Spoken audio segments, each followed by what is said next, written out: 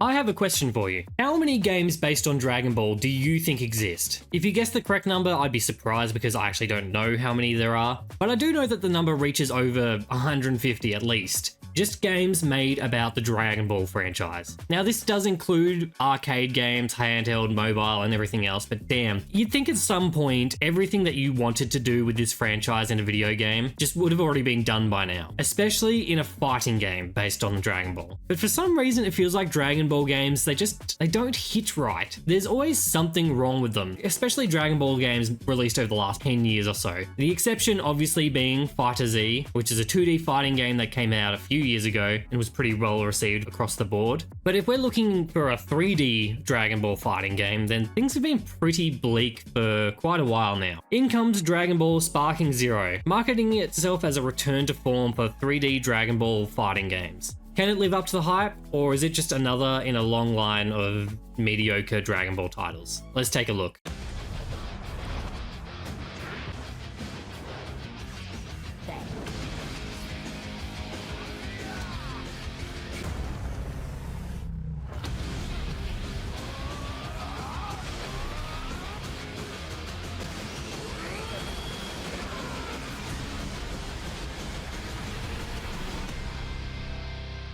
I've got to admit my first impressions with Dragon Ball Sparking Zero were a little mixed. When you boot up the game for the first time, it lets you do all your settings, which I think every game should do. Like, one of my biggest pet peeves when I play a game is when I'm locked into some stupid, unskippable tutorial or cutscene and I'm just not allowed to balance my sound or graphics until it's all over. And look, after that, we get a pretty awesome animated cutscene that leads into our first quote-unquote fight, like a mini tutorial on how to play the game. It's fine for what it is. The biggest problem with this little tutorial is that if you try to play the game with only what they teach you here, you're gonna get stomped, which is exactly what happened to me. Like, I went straight into story mode right after the tutorial, played a couple of missions and just hit a brick wall with the Vegeta fight. I was not equipped for this. Now, Sparking Zero's fighting mechanics are in the style of like the old Budokai, like Tenkaichi games, which I have not played in forever. Actually, I haven't played any fighting game since Multiverses came out, so it kind of took me a while to learn how the game works and to just adjust to playing a fighting game again. The game does feature a training mode though that shows you how all of the mechanics work and lets you try all the combos and learn the mechanics in a better way than you would if you tried just picking up the game and playing, which I highly recommend you check out before actually getting into the game, especially if you haven't ever played a Budokai game or if you're like me and you're just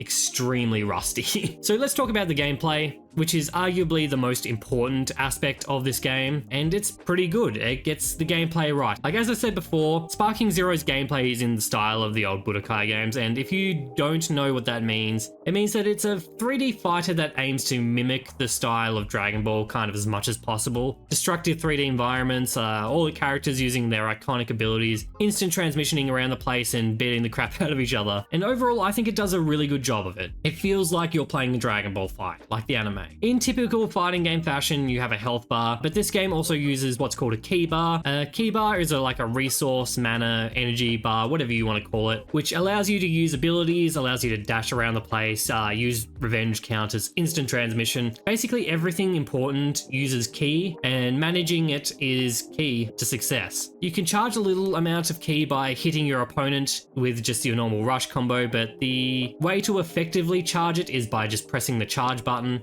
But charging ki kind of just leaves you open to attack. There is a fair amount of strategy involved in when you want to do this, or if you want to let your opponent do this while you charge it as well. When the actual fighting happens, things get pretty fast paced. There are a ton of little different controls and button combos to learn. I went through the entire training mode, and after learning all of the things I had to teach, I just kind of forgot it almost immediately. There are a lot of different moves and combos where the use cases are extremely niche, and I think there are a few things that aren't worth learning just straight off the bat. I felt the learning curve of this game initially was a bit steep, but once I had a friend to hop on to play, I was able to play against someone who was at the same kind of level I was in skill, and I definitely felt like I was able to learn the mechanics at a more comfortable pace, and we kind of gave each other a bit of room to kind of dick around with moves and stuff, and then I was able to adjust to how the game works a lot better. There are people out there who can only need to look at the pause menu and read the prompts, and that's enough for them to learn the game. And while the training mode gives you a good idea of everything the game has going on, it doesn't really teach you in a layout of what things are most important to know. And I think if you're just getting into the game, movement and blocking are probably the two most important things to learn first. But overall, there is a surprising amount of depth and complexity to learn within the game, even after mastering the basics. Look, I don't consider myself good at this game. Here is evidence of me like just barely winning a tournament game as Broly against like Master Roshi.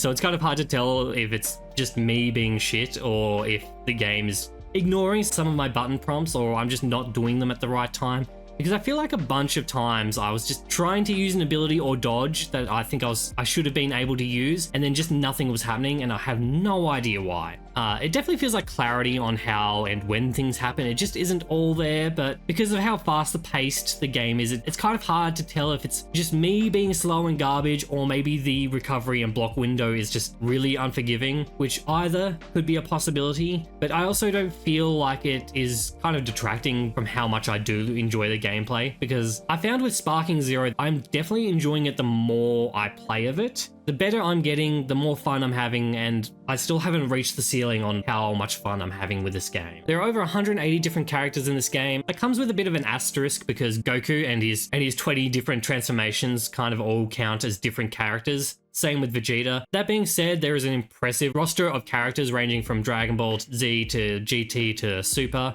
and even some from the non-canon movies like Cooler. We also have both versions of Broly, the Dragon Ball Z version and the Super version. Every single character is voiced in Japanese and English, which is a lot of fun. Hello. Space Australia. Super special attack.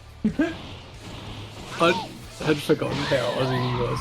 Most of the characters play pretty similarly. Pretty much everyone has the same moveset, but everyone has different abilities and also has an ultimate ability, which can be used by overcharging ki and going to sparking mode or whatever they call it. Each character has different base stats. Some have faster like base combos, some have stronger abilities or more health. Characters like Android 18 have passively recharging ki, but that's kind of at the expense of being able to charge ki on command. Kid Goku just straight up cannot use ki blasts. Some of the characters just have like little quirks like that. Obviously, characters that have transformations can do transformations. Fusions are also a thing, but I haven't actually figured that one out yet. But they are there. There is also the ability to customize all of your characters with different costumes and emotes and things like that. Look, as far as a Dragon Ball roster goes, it's pretty good, and I'm like very satisfied with the lineup, and I'm having a lot of fun just playing all the different characters and just kind of finding out which ones I like best. So far, surprisingly, I found like I really like Berta, but I don't know why. Sparking Zero also features a variety of different game modes, which I'll go through. First off is the story mode called Episode Battle. This is easily the worst part of the game, and it sucks to say that, but I just think it's not good. The way it works is that we have a few of the main characters to play: Goku, Vegeta, Piccolo, Gohan, Frieza, and Goku Black, for some reason, to start. And you go through and play battles that the character participated in the story. The quote-unquote story is presented in a mixture of visual novel-esque kind of screenshots and 3D animated cutscenes, most of which are voiced by the characters, but for some reason there is no narration within the like visual novel spot where it feels like there should be, as well as a lot of the visual like novel elements lacking music or sound effects at points. If this isn't bad enough, but because the story episodes are told from one character's perspective, the story just kind of tends to jump around a lot and skip a lot of important stuff. Paying attention to like any of the big moments that happened and the big battles, it's kind of just for naught. There isn't much point going through the effort of going through these iconic moments without the build up for them. Like there is just no weight to anything happening. And look, I get the argument that maybe we don't want another game where we play through the events of Dragon Ball chronologically yet again, but what we have here is just really awful. So I would rather just play through the events of Dragon Ball Z again chronologically for the millionth time than what we've got here. Not to mention that the difficulty from battle to battle is just all over the place. Like as I said before, I had a lot of trouble when it came to the Vegeta fight, but once I went to learn the game a bit more, I was able to come back and just beat him later. And then the monkey Vegeta fight happened and I I could not beat him. I actually had to lower the difficulty to beat him, and like the fight was still hard. But like after I beat him, I was able to up the difficulty again and then just continue with the story with pretty relative ease. It's a bit of a mess, and look, overall the story mode, it just kind of sucks. And I found myself having to just skip through all the story stuff because the presentation was just disjointed and awful.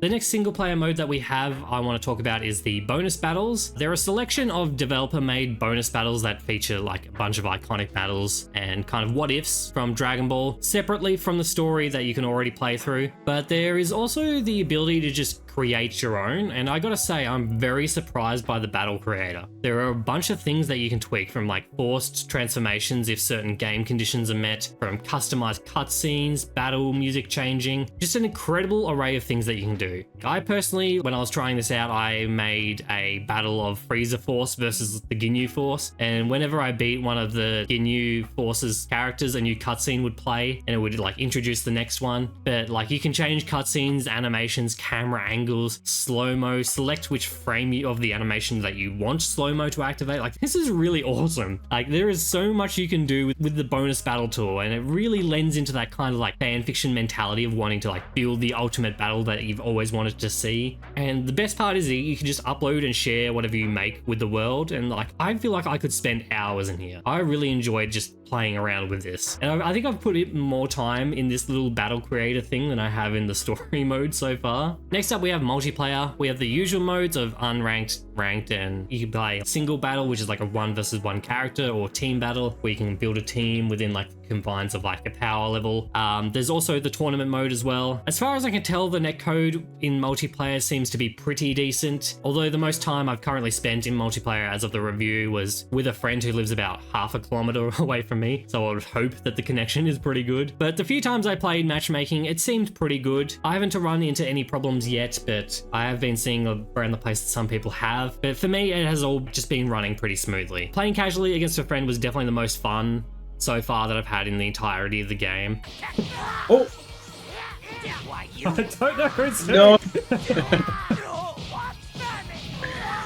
Fuck! There's also the ability to play all of the modes except ranked in offline mode, as well as local split screen, even on PC. I think the split screen is only limited to 1 level, which is kind of unfortunate, but there's also the ability to have bots fight each other, which is a feature that like 90% of the player base will probably never touch, but I kind of love that it's there. That's a real throwback feature, and it's funny to just kind of be like, who would win in a battle if like both the bots are like equally matched? Look, one of the first things I noticed when I actually started playing this game was how good it looks. Visually, I can't really fault this game. Look, I still think that Fighter Z might still be the best looking Dragon Ball game, but I think Sparking Zero comes pretty close and definitely gets second place. Unfortunately, on PC, the game is locked to 60 frames, and on top of that, I was noticing semi-frequent frame drops, and although I think that this is a good looking game, I don't see anything happening on my screen that I should be having performance issues with. If my PC can run games like Space Marine 2 like a dream with no problem, I can't make any excuses for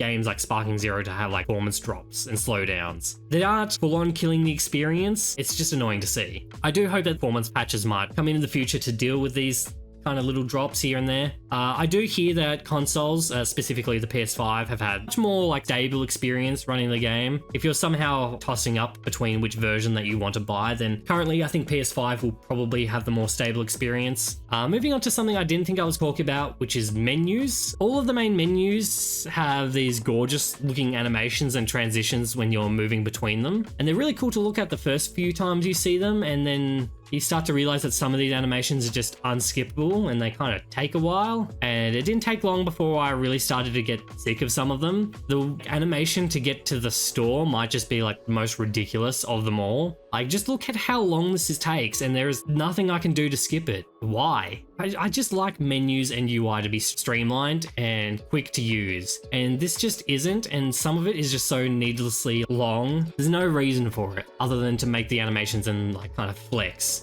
But the longest ones aren't the ones that should be unskippable. Anyway, look, in conclusion, should you buy Dragon Ball Sparking Zero? This is really tough because when this game gets something right, it gets it very right. The gameplay, great. The visuals, gorgeous. The battle creator is extremely robust. but the story mode is a real big dud for me. That normally wouldn't be a deal breaker because I'm having so much fun with the rest of the game, but this is kind of where the price tag of the game comes in. As a full price title is a bit of a hard sell. The game is amazing, but one of the main modes, it's extremely mediocre. The thing is though, I don't really regret the money I spent to play this game, so I think I can recommend it. Look, although I think if you aren't a huge Dragon Ball fan, then maybe waiting for like a sale, probably around about 20% off, would probably be where I would start recommending this to a wider audience other than just Dragon Ball fan. But I think if you're happy spending the money to play this game knowing that like one of the modes is just kind of meh, then I think you're in for a good time. I'll play with you for a little while. Take that and that. Dude, what even is that?